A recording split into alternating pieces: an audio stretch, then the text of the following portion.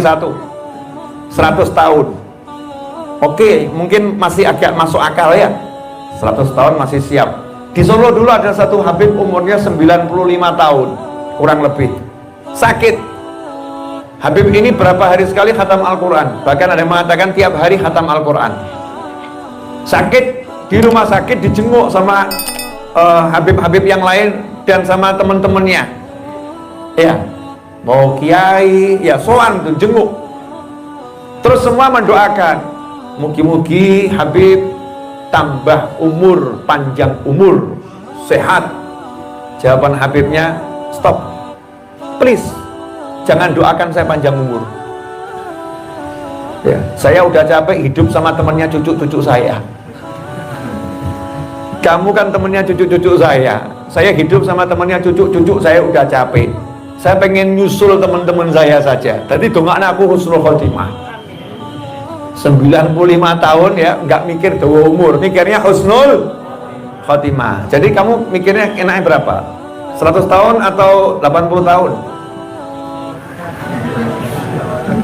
Terus mulai mikir ya. Ya, husnul khotimah, kita nggak bahas husnul khotimahnya nih, bahas umurnya dulu.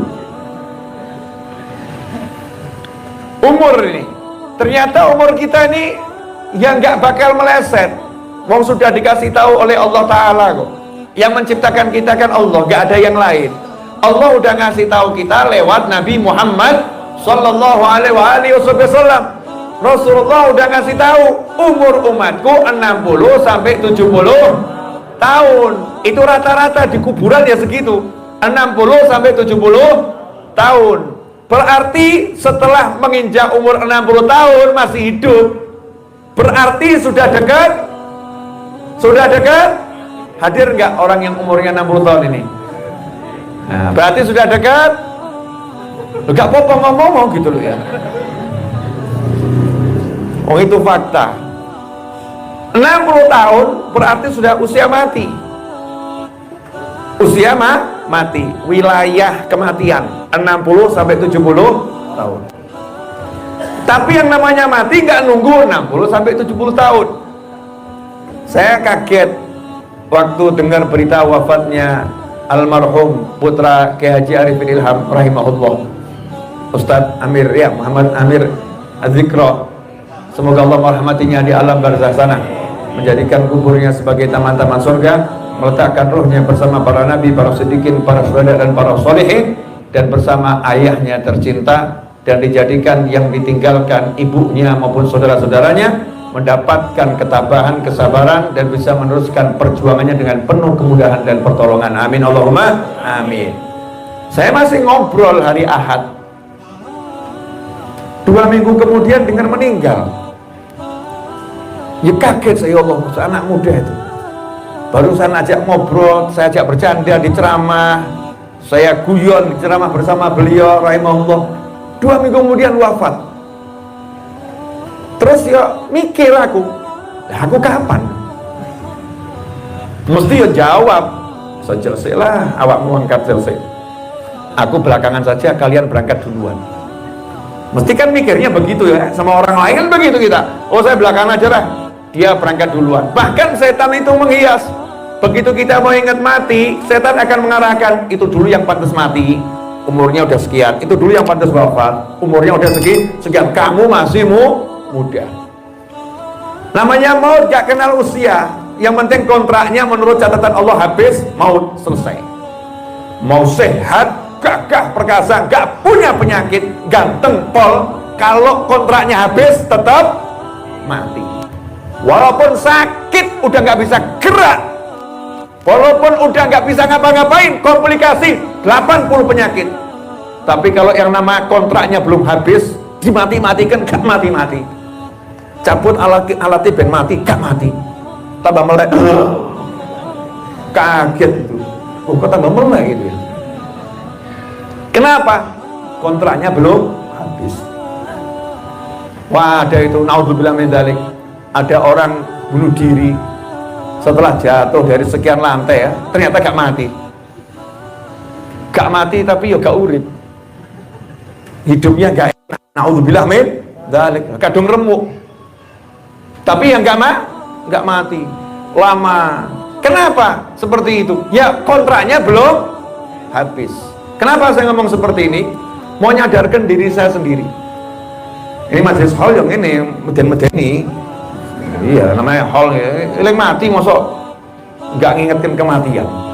Majelis tahlil masa nggak ngingetkan kematian. Harus diingatkan dulu. Makanya judul ceramah saya di YouTube saya masa depan. Tadi saya ketik judulnya masa depan. Habib kapan mikir ceramahnya? Nggak mikir. Tadi ngasih judul saja. Mau ngomong apa juga nggak ngerti. Yang penting megang mic ngomong gitu aja kok repot. Nyantai. Nah, karena usia kita ini mahdud terbatas 60 sampai 70 tahun. Terus kita nanya, habis mati ngapain? Tuh, asik ya. Saya ditanya, Habib dari Singosari kemana? Balik Solo.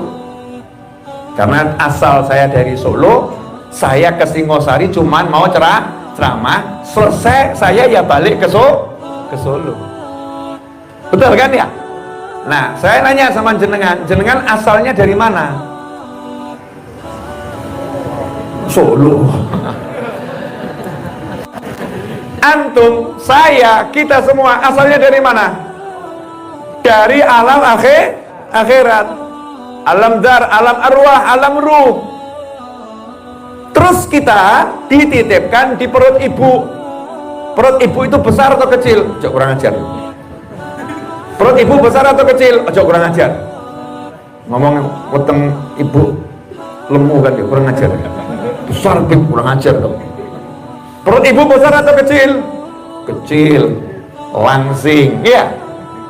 Kemasukan kita belum tiba-tiba jadi apa? Membesar. Bukan besar, membesar. Perut ibu yang kecil tiba-tiba membesar. Sebesar-besarnya pembesaran itu selama 9 bulan, kira-kira besar banget atau tetap sempit? Ya tetap tambah sempit. Kenapa? Karena ruangannya itu tidak berubah. Yang berubah adalah ukuran bayinya. Ngesuk terus. Bayinya ngesuk, sempit.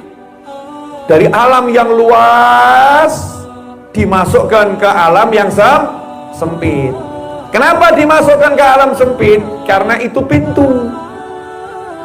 Alam sempit perut ini adalah pintu. Pintu untuk kemana? Masuk alam dunia. Jadi alam perut ini adalah pintu untuk masuk alam dunia. Nanti selesai di alam dunia, dikembalikan ke alam akhirat. Inna lillahi wa inna ilaihi rajiun.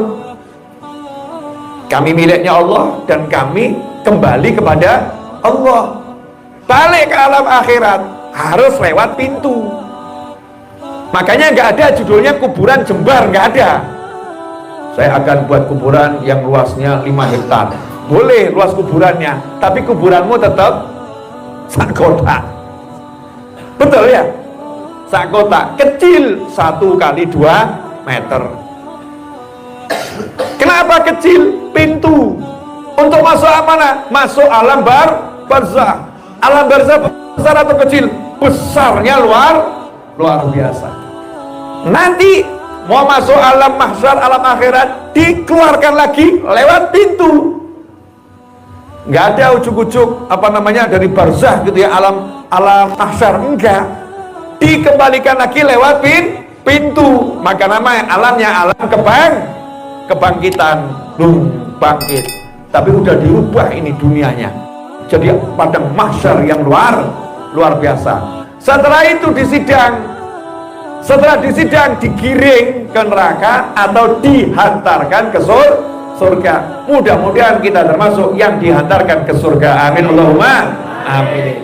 Dihantarkan ke surga, sampai di depan surga harus melewati yang namanya jembatan. Jembatannya itu kebetulan bawahnya namanya neraka. Masya Allah. Kalau sudah diantarkan ke surga lewat jembatan ini kepleset, ya nyemplung neraka. Makanya jangan cuma diantarkan ke surga, sampai dimasukkan ke dalam surga. Karena ada orang-orang yang sudah dihantarkan ke surga, di depan pintu surga diseret ke neraka oleh anaknya. Ya Allah, jangan masukkan orang ini ke dalam surga, karena dia tidak pernah mengajarkan aku sholat. Aku tidak bisa sholat gara-gara dia. Jadi bawa dia masuk neraka bersamaku ya Allah. Ada pula istri-istri nanti yang nyeret suaminya. Makanya Pak, kadang-kadang tuh istri sudah di dunia ruwet, akhirat yang meruweti. Kadang-kadang loh ya, sama seperti suami bu, suami juga begitu. Oh no, ada suami-suami yang begitu juga ada itu. Gak usah kita jelaskan ya, yang suami gak usah dijelaskan. Istri aja dulu, istri dulu. Karena ini majelis para suami, bapak-bapak ini di sini pemirsa, ini banyak suami-suami. Jadi saya akan menjelaskan nih istri-istri yang akan menyeret suami ke neraka. Istri-istri yang gak pakai jilbab, istri-istri yang ngumbar aurat, rok mini dan seterusnya, istri-istri yang tidak mau sholat, suaminya membiarkan, bahkan suaminya senang. Dik, kamu kalau jilbaban itu kok kurang ayu ya Dik ya. Bukan Dik, ben ayu. Jadi aku tadi wong lanang gagah loh, nggak ada wong wedok ayu nang dalan. Masya Allah. Sebagai suami aku akan merasa gagah kalau aku nanti gandeng kamu di mal-mal seperti bawa cewek cantik, ternyata itu istriku. Jadi senang kalau suaminya istrinya telanjang tuh senang. Istrinya pakai rok mini senang. Istrinya pakai kacamata hitam, rambut terurai. Wah, Masya Allah, jaketan sisa. Bangga dia, gandeng. Suaminya sholat, bukan nggak sholat. Suaminya sholat. Zikir suaminya, zikir. Ngaji, mungkin ikut sholawatan suaminya. Di akhirat suaminya diantarkan ke surga gara-gara punya amal soleh yang banyak. Tiba-tiba istrinya melayu ngoyak, kira mau ikut ke surga, ternyata nyeret. Ya Allah, ini laki yang satu ini ya Allah, please yang satu ini jangan izinkan masuk surga. Kenapa? Karena dia tidak pernah perintahkan aku sholat, dia tidak pernah perintahkan aku tutup aurat, dia tidak pernah mengajarkan aku yang namanya puasa, dia tidak pernah mengajarkan mana yang haram, dia tidak mengajarkan mana yang baik, dia biarkan aku, bahkan dia suruh aku buka aurat ya Allah. Jadi kalau aku ke neraka, dia harus ikut sama aku. Masya Allah. Mungkin gak hadir nih orangnya nih, gak hadir di sini kan tidak hadir di situ. Tidak ada di dunia nyata dan tidak ada di dunia maya. Mudah-mudahan ini hanya khayalan Habib Novel belaka. Mudah-mudahan ini lebihnya Habib Novel ya. Habib Novel lebih. Insya Allah nggak ada istri model begitu dan tidak ada suami model seperti itu. Tapi nanti kalau ada, ya ngeri. Seret. Ansifli. Ya Allah tolong jadikan suamiku ini bertanggung jawab atas semua tindakanku. Makanya, suami-suami jangan takut nasihatin istri. Mau nasihatin istri aja takut. Masya Allah. Beraninya sama orang lain, sama istrinya nggak berani. Kalau sama orang lain haram, berani. Sama istrinya dedek haram, haram. Terus aneh-aneh, jasa suci alamu. Karena betul karena ruwet lanang gitu. Masya Allah. Kenapa kita harus mengkerut gitu? Jangan takut sama istri, takutlah sama Allah Ta'ala, tapi ya jangan kasar sama istri.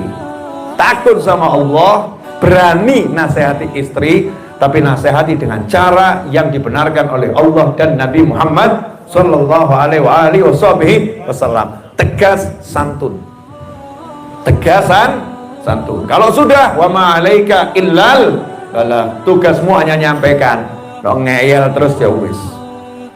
Itu bukan tanggung jawab pula lagi.